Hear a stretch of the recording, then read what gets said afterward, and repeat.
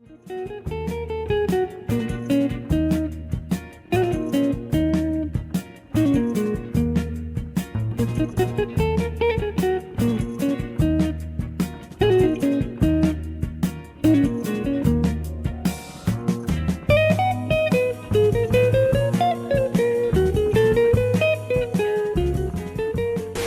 feel like sneezing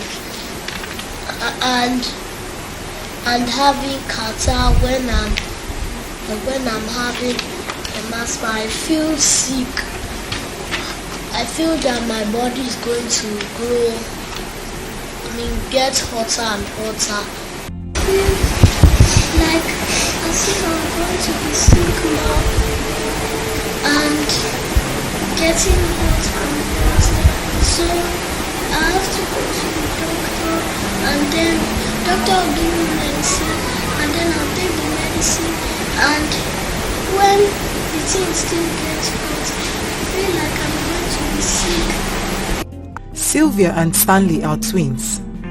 They are 7 years old, and like kids their age, they love to have fun and are full of hopes for a brighter tomorrow to enable them contribute their own quota to the growth of the society. I want to become a reverend father is because I believe in him, I worship him, I praise him. He's the Lord my God, and I shall never fail him. Because I like helping people and always doing some things and reading books, so that I can work in my own hospital.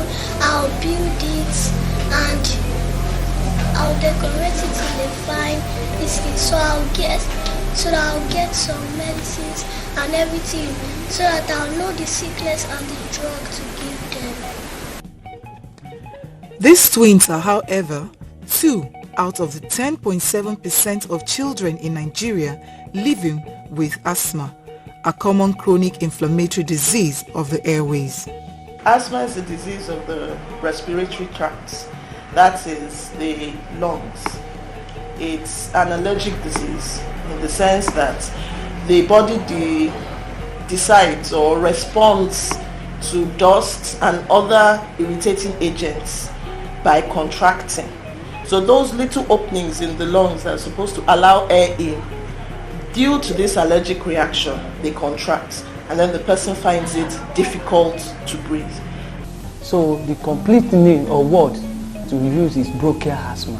And bronchial asthma is simply the disease, a chronic inflammatory disease of the airway disease, resulting in hyperactivities or hyperresponsiveness of the airway system following an external stimulus, when a patient exposes himself to a stimulus, and this results in some certain obstructions of the airway, resulting in the way the manifestations, as we will explain, the tightness, difficulties in breathing, cough, and noisy respiration. Stanley actually started exhibiting certain symptoms at the age of 2. I didn't quite understand what it was. I just noticed he was sleeping one afternoon and then he was breathing rather too fast. Then I used to call it breathing because I was not even aware of what asthma was about, and then wheezing. You know, I panicked. Then I ran to my uncle's wife of course she was the person closest at that point, to please see what I am seeing. And then she asked, are you aware of anything called asthma? Have you taken him for checkup? When did he start exhibiting such? And it occurred to me that I had read a magazine. There was one magazine once I saw, asthma in children. I actually just flipped the pages. I didn't read in details. So I went back to that magazine. I read it, and then I saw the symptoms there. I read about the symptoms, and it occurred to me that every symptom there was actually what Stanley had been exhibited in the past. I noticed he was itching, he came down with rashes. If you get to a stuffy place, he sneezes, and then when he plays too much, he starts breathing very fast, and then many other symptoms like that. Then I had to take him to the hospital. It was when we got to the children's hospital that the doctors diagnosed him as being asthmatic. And then of course for his age, it was a bit difficult treating him using the inhaler. So he was nebulized, and then they gave him the inhaler with the spacer. So we started using that. But for the girl at age 5, that he first had the first attack. She had the first attack. She woke up one morning and then was breathing rather too fast. So I thought, okay, maybe it was cold or something. So I used steam inhalation. I applied menthol and so many other first aid I gave her. It didn't stop. So I had to take her to the hospital. The first thing the doctor asked was, do you have any asthmatic person in your house? And it just occurred to me, oh, she's also exhibiting the same thing. And then immediately she got treatment. And since then, it's been one form of attack or the other. Asthma, whose symptoms include wheezing, coughing, chest tightness, and shortness of breath, is caused by many factors, including environmental and genetic factors, which influences the severity of the disease and its response to medication. There are two factors that are actually implicated when we talk about the causes, and these are the genetic and the environmental, but mainly genetics, and that is why when we talk about curative, we are not yet there. So it has been found that the genes, and that is why it runs in the families, is genetic. And from the recent studies that we did, it has been discovered that if both parents, father and mother, have asthma, there's 70% that any of the children can pick it. But if one of them, either father or mother, has it, there's 30% chance that any of the children can pick it. But if none of them don't have it, perhaps in the lineage, so there's 6% of them having it. So it's actually the genetic compositions is actually the major factors. However, there are some environmental factors that are also implicated in the etiology, causes. We have etiology like the viral infections. We have some exposures to some air pollutants like smokes, like cigarettes, like even perfumes. And there are other like exercise, dust, even emotions. The causes, as I was saying, is an allergic reaction. That's the first thing. Bronchial asthma happens when something enters, maybe like dust or other particles, cause irritation to parts of the lung. And in response to this irritation, the bronchioles in the lungs, the little openings are supposed to be wide, they close up, sort of reacting to the elements or the irritants that entered. And by that closure, they do not allow air to move freely between the various parts of the lung. So that's why the symptoms are difficulty in breathing. Person cannot take enough air in so that the body's functions are kept, because when air enters, it carries oxygen. The oxygen diffuses through these bronchioles, goes to where they're supposed to be used. Carbon dioxide goes the reverse way. So the basic major symptom in asthma is that difficulty in breathing, usually in response to stress or irritants such as dust. Asthma has been described as a global disease which affects all age groups and sex and may occur at any age. It started like a joke, you know. I was running a small restaurant, and then I love doing things myself and doing it very well. So with the help of the people around me, I still have to make sure that I'm in control, doing it my own way. So I got involved with the cooking because I cook very well, you know, ensuring that it's a very lovely delicacy, so that when people come, they say, oh, that is a place we must visit. So I just found out that over time, I started wheezing. I didn't understand it. I was worried. I just took it as maybe I was just, because of the smoke, I was just choked because of the smoke. But I found out that it persists. So I had to call my dad's attention to it, because he himself is also an asthmatic patient. So he took me to the doctor, and then I was placed on some drugs. Taking this all the time, I found that it got worse. I couldn't do all the things I've been doing before. Normally I'm a very agile person, very strong, but I found out that each time I try, my strength fails me, so I was worried. And it also has its effects on me. Effect in the way that I'm someone who speaks very, very good English, very when I pronounce words correctly. So I was worried. It started taking its toll on my breath, that I couldn't call out my words out properly. So I felt so terrible and sad, because it can make you a shadow of yourself. I was getting lame by the day. I was a dark and beautiful lady. That's before it started. And I look much younger than my age, even before now, much younger. When you see me, it's like, oh, this is let's say when I was 25, I look like 18. So people were now wondering. Most of the time it starts in children, but you can have an adult in response to stress develop something, a response that could be termed asthma. In children, there is no particular age. We cannot say that asthma starts at age 2 and ends at age 5. No, it can affect a child at any age. And it also depends on predisposing factors. Maybe there's a brother, a sibling that had asthma. Maybe one of the parents had asthma. If it's only one of the parents that has asthma, that child may develop asthma later in life. If both of the parents had asthma, that child will develop asthma faster than the child that has only one parent.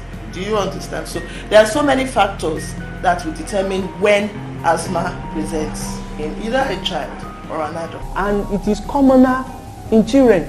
It's commoner among male more than the female. In fact, it's 2:1, like 50% chance, as in 2:1. That means the male has higher chance than the female. But as they go older, to up to age 30, it becomes 1:1. According to a report, it is estimated that 300 million people have asthma worldwide, with the prevalence in Nigeria put at 10.7% in children, 14.2% in adolescents, and 5.1 to 7.5% in adults. The low awareness rate has been grossly blamed for the constant increase in the rate of deaths caused by asthma all over the world. I never thought I could have it. So when it started, I don't even know the symptoms. So when it started, I never saw it as that. Well, because they went to report to my dad that I was wheezing, I think he started saying, oh, maybe, and he got me some drugs. But he didn't really come out to me to tell me that you're asthmatic. He didn't tell me that. So I felt, but I think after his death, that was when I went to an hospital. I met with quite a lot of doctors. Then I went to work in an hospital as a PRO of the hospital, so that I can know much about asthma. The awareness is low because people tend to call a lot of things that are not asthma. Some bad coughs, some irritable chests, they call it asthma. So the actual awareness of the disease, its causes, its symptoms, it's very low. And if the awareness can also be there in the private setting, if the government can make that conscious effort, even to supply them or to subsidize the amount for them, it will go a long way to help the whole populace at large.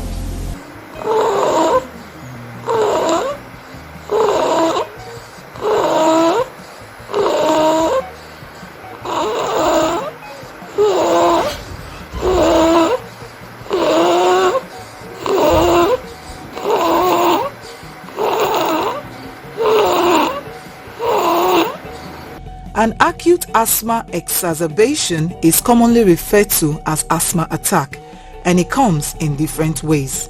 When we say an asthma attack, that person is having an acute episode of difficulty in breathing.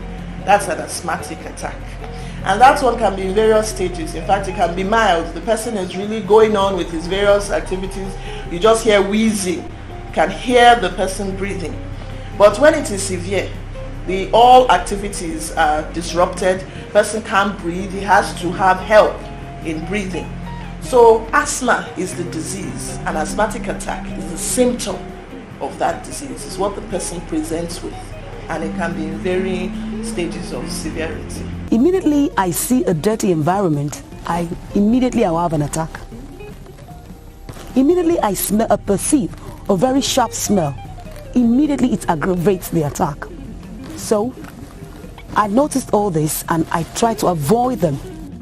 The poor provision of treatment for asthma patients is one that has continued to aggravate the number of deaths occasioned by asthma. The healthcare system in Nigeria, I won't say has actually helped, because I remember recently Sylvia had this attack. I took her to the hospital. Unfortunately, I couldn't get a private hospital with a doctor on ground that night because it happened around 11 p.m. So I had to take her to the government hospital, the public hospital here. And then getting there, because luckily for me, I got a pediatrician. And then unfortunately, they didn't have the nebulizer, they didn't have the inhaler. I had to rush to get her own at home. And then to apply this inhaler in view of the fact that it was an attack, and then she needed to get the inhaler right into her system. There was no way to do that. There was no spacer, so the doctor had to improvise that night. We had to cut a plastic water bottle. We had to cut that and then use it to cover. We used a sellotape to cover some openings there, and then applied it before the doctor gave the injection. Yeah, asthma is reducing now because even though the level of awareness of the disease is low, the prevention messages are high. A lot of people know that it is not good to be standing outside when rain is falling. It is not good to be there. Even to fry the oil now, you don't have to fry it as we used to fry it before, that the whole house would be filled with smoke. So people's habits are changing. So the things that trigger asthmatic attacks are not as common as they were before, and even less common as severe attacks, because most mothers know the sign in their children and they'll quickly give the child medicine before it gets bad. Most adults that are asthmatic move around with their inhalers. Immediately something is wrong, like especially students, exams can give them stress.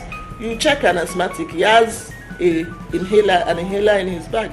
So before you get a case that is so bad at the hospital, all these preventive measures have taken care. It is, however, important for increased awareness, as many people out there still don't understand what asthma is, like this young mother who recently lost her child to asthma. It all started when my 4-year-old developed breathing problem. We didn't know what it was. She was so much in pain that I had to run to my neighbor to call them for help. My neighbor now directed us to go and see one herbalist close to our house. And we took her there. The man gave us some things to use for her. We used those things, but she was still having problems. She couldn't breathe. We now took her from there to the hospital because the pain was too much. She couldn't breathe at all. So when we got to the hospital, doctors ran to us and tried to help her. When they came together, one of the doctors now told us that it was asthma. Asthma, I don't know what asthma meant. I've never heard it before. So all of them were trying. I saw my daughter struggling to breathe. Before the doctor came to tell me, she didn't breathe. This explains the need for more awareness on asthma and prompt medical attention in order to avoid such loss of life. The awareness level of asthma should be improved so that a lot of people, especially parents in the rural areas where they don't even know what asthma is, enlightened as I was at that time, I didn't know what asthma was. Of course, I've heard asthma, but I didn't think it could occur in children. So when my kids started exhibiting symptoms, I thought maybe it was probably one of those children ailments. I didn't think it was asthma. So I think a lot should still be done to improve on the level of awareness of asthma, because kids die every day. Apart from kids, even adults who are still not aware lose their lives every day, because when you begin to exhibit certain symptoms, you probably think it's just the common cold, cough or something, and then you treat, but you won't know that it's asthma. Asthma is not a disease to be ashamed of, because though without cure, can be managed and outgrown. So, when the symptoms manifest, speak out and seek medical attention. Let's join hands to reduce the number of deaths caused by asthma in Nigeria and indeed the world at large.